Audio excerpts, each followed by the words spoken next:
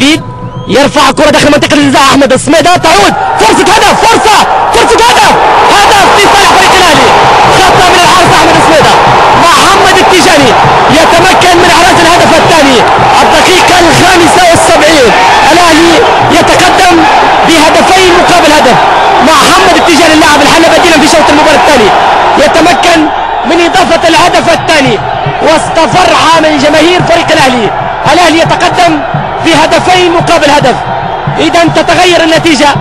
الأهلي يتقدم بهدفين مقابل هدف. فرحة لاعبي فريق الأهلي، محمد التيجاني وجماهير فريق الأهلي، والفرحة. هنا لقطة الإعادة، ركلة الركنية زكريا اللافي، محمد السميدة تسقط، محمد السميدة تعود من محمد التيجاني لابعاد من جميل الخمير، تصطدم بسميدة من جديد، ومحمد التيجاني يضع الكرة في الشباك.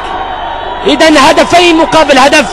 لقطة الإعادة من جديد، الابعاد من التونسي جميل الخمير تصطدم بمحمد السميدة، ومحمد التيجاني في المكان الصحيح يحرز الهدف الثاني لصالح فريقه. انظر تمركز المهاجم محمد التيجاني، عادت من احمد السميدة ومحمد التيجاني بالراج جميل الخمير،